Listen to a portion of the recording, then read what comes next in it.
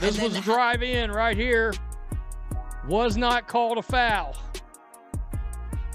And wow, I got to tell you, it was on and popping in this game. Even make a move to try to keep Burton off. Caitlin crashed out on the refs. Right here. Right here. She lost it. And you could tell at one point in the game, later after this, she got pulled out of the game, and I think she slammed the table on the way out of the game. But this is another look at this. Real close. I've got to be honest, the officials... The world of basketball is buzzing after a stunning new revelation. A respected sports journalist has uncovered what appears to be a coordinated effort inside the Indiana Fever organization to shape the public narrative surrounding Caitlin Clark.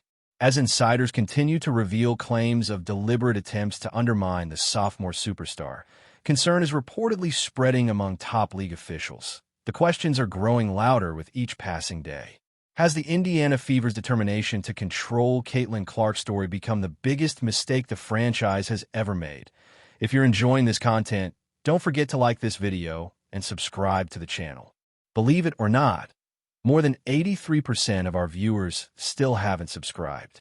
It's completely free, only takes a second, and it helps the channel more than you know. So, have you subscribed yet? Like, my only logic is that they are hoping that something bad happens during this game tonight, so that they can say, well, look, this has happened. This is where we're reporting this whole fan base and something happened tonight. The Indiana Fever are now facing what many believe is a complete organizational collapse. And honestly, they have no one to blame but themselves.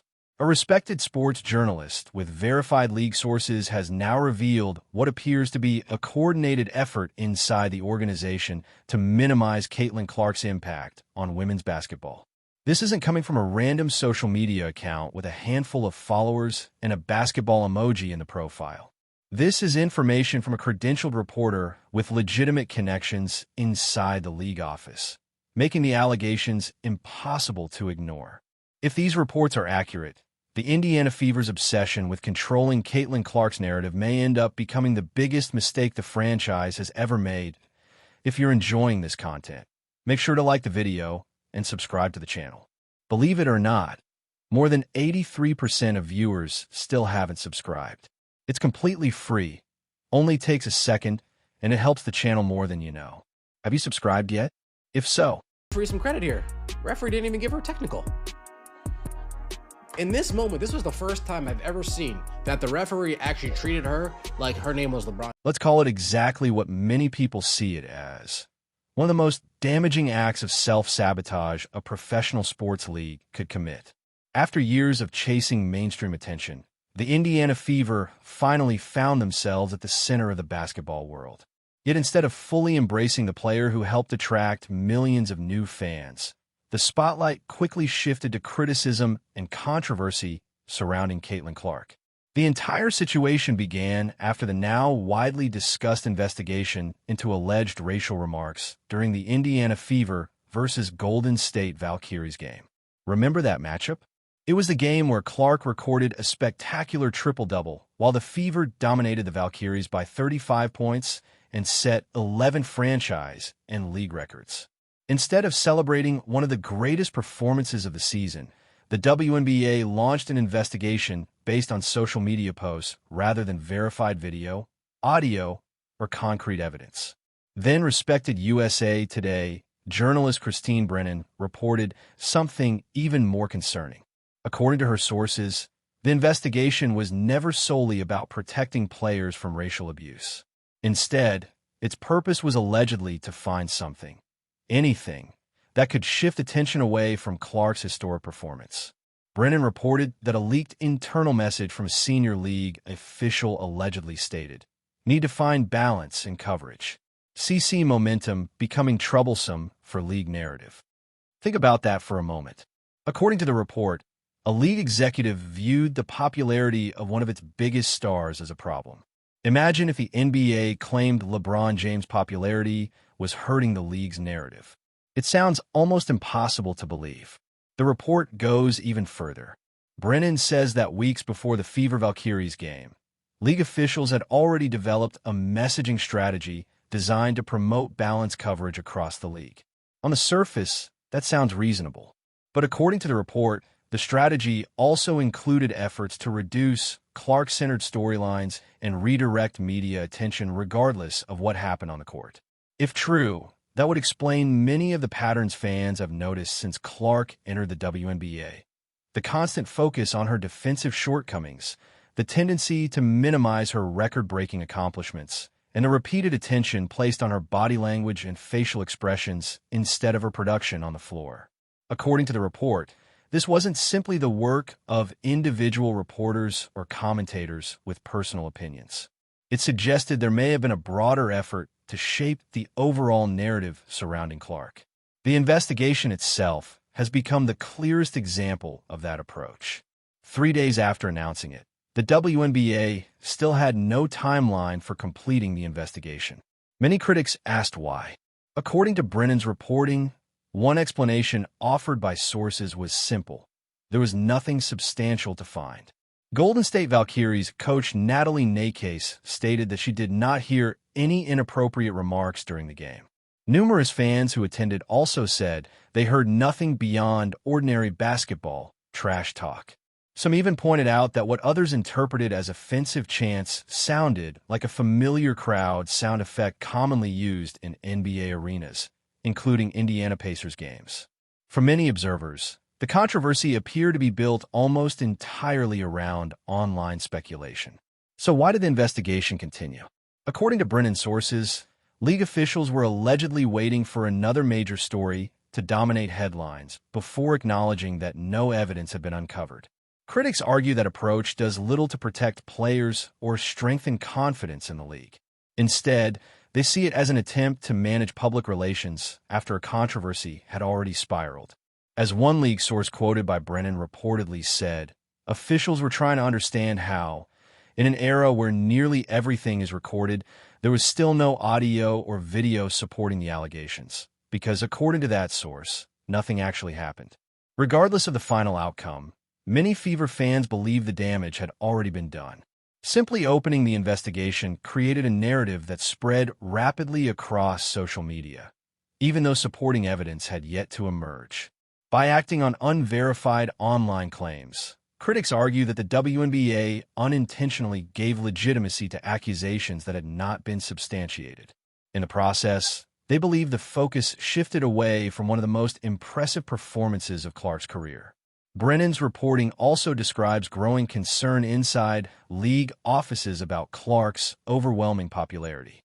According to one employee cited in the report, some officials worry that casual fans are becoming interested in only one player.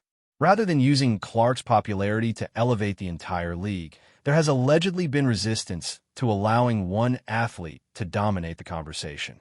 That raises an obvious question. Why would a league that has spent decades fighting for greater attendance, television ratings, and mainstream relevance hesitate to fully embrace its biggest attraction? Brennan's reporting offers several possible explanations. One concern reportedly involves maintaining competitive balance in media coverage. Some officials believe allowing Clark to become the unquestioned face of the league could overshadow other stars and their fan bases. In theory, that concern may sound reasonable. In practice, however, many sports analysts argue that every successful professional league has relied on superstar players to drive growth. According to Brennan's sources, another issue involves the changing demographics of the WNBA audience. Some influential figures within the league are reportedly uncomfortable with the rapid influx of new fans brought in by Clark. One source described perhaps the most surprising aspect of the entire situation. Instead of viewing these new fans as an opportunity for long-term growth, some within the league reportedly viewed them with skepticism.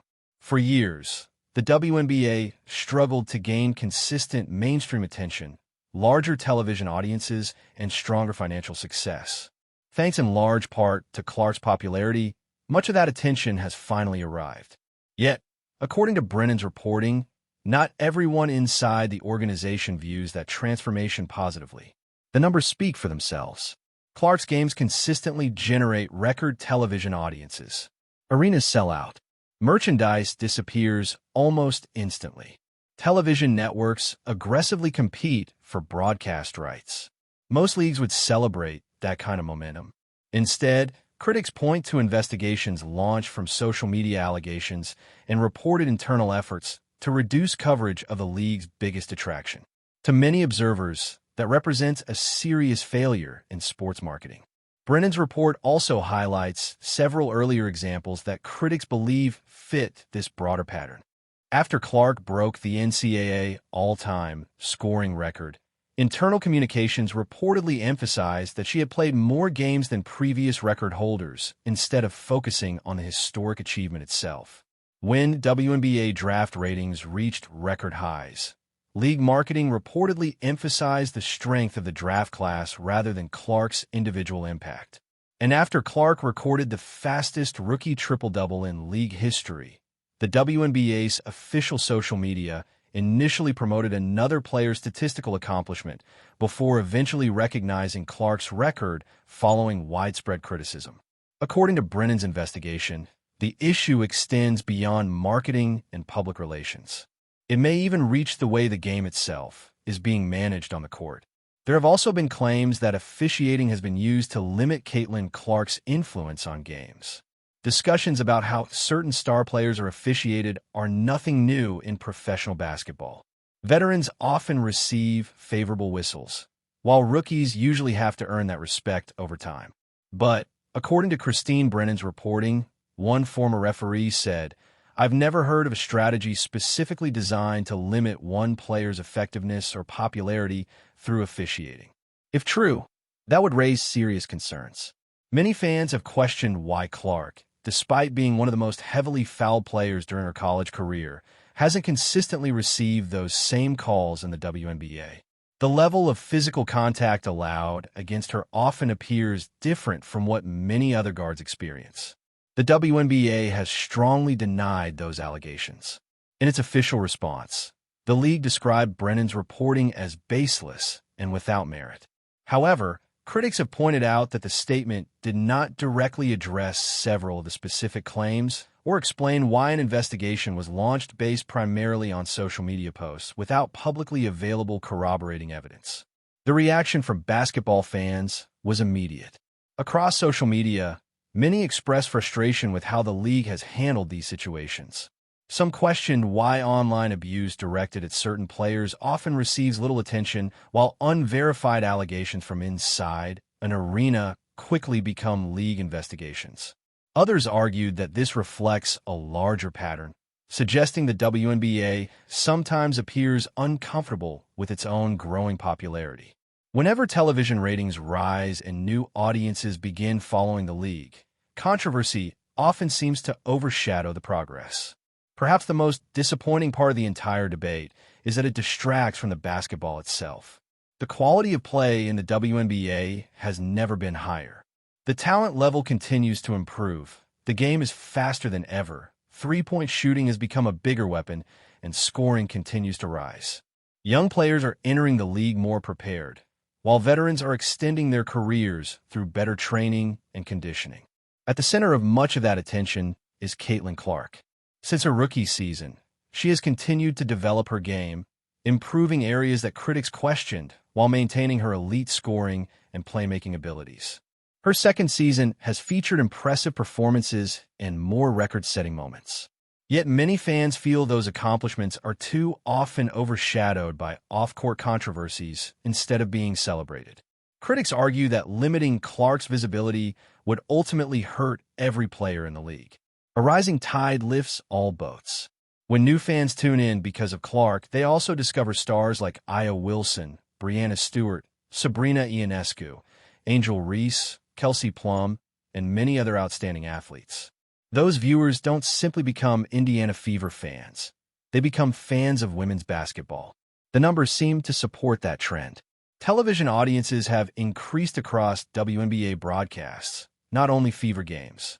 League-wide social media engagement has grown, merchandise sales have risen, and overall interest continues to expand. Clark's popularity hasn't reduced opportunities for others. Many believe it has increased visibility for the entire league. So why has there been resistance? According to Brennan's reporting, part of the answer may involve control. For many years, the WNBA operated within a relatively small media landscape. Coverage was limited, the fan base was loyal but smaller, and the league largely controlled its own public narrative. Clark's arrival dramatically changed that. She brought mainstream attention that cannot easily be managed or directed. Some people within the league, according to the report, may have preferred the slower, more controlled pace of growth that existed before. This isn't unique to sports. Throughout business history, established organizations have often resisted disruptive change, even when that change ultimately benefits everyone. The music industry initially resisted streaming. Traditional taxi companies fought ride-sharing platforms. Major shifts often create discomfort because they challenge existing systems and power structures. Right now, the WNBA has an opportunity unlike anything in its history. Interest is at record levels. New fans continue to arrive, and women's basketball has never received more mainstream attention. If Brennan's reporting is accurate, however, some individuals within the league may be resisting that momentum instead of embracing it. The irony is difficult to ignore. After years of fighting for larger audiences, greater financial support, and more media coverage, some critics believe parts of the league are now pushing back against the very success they once hoped to achieve because it arrived in an unexpected way. Throughout the controversy, Caitlin Clark has largely stayed focused on basketball. She has repeatedly emphasized that her attention remains on improving her game and controlling only what she can control on the court. Aaliyah Boston has also publicly supported her teammate. When asked about reports suggesting an agenda against Clark, Boston expressed disappointment and continued to emphasize the importance of supporting one another. That level of professionalism has earned praise throughout the league. Clark's teammates have echoed similar sentiments, emphasizing both her commitment to the team and the value she brings to the organization. Golden State Valkyries coach Natalie Nakase also received praise for speaking honestly about the Fever Valkyries game. Despite his team suffering a 35-point defeat, he stated that he heard nothing inappropriate from the crowd and described the atmosphere as loud, energetic, and respectful. Rather than fueling online speculation, he simply shared what he personally experienced. Many observers viewed that honesty as an important contrast to anonymous social media claims that fueled the controversy following the game. According to Brennan's reporting, one of the biggest concerns moving forward involves this summer's WNBA All-Star Weekend in Indianapolis. Sources reportedly claim that league officials have even discussed the possibility of changes because of the lingering fallout from the unsubstantiated allegations surrounding the Fever Valkyries game. As always, we'd love to hear your thoughts. Share your opinion in the comments below, subscribe to the channel, and turn on notifications so you never miss our latest coverage. Thanks for watching, and we'll see you in the next video.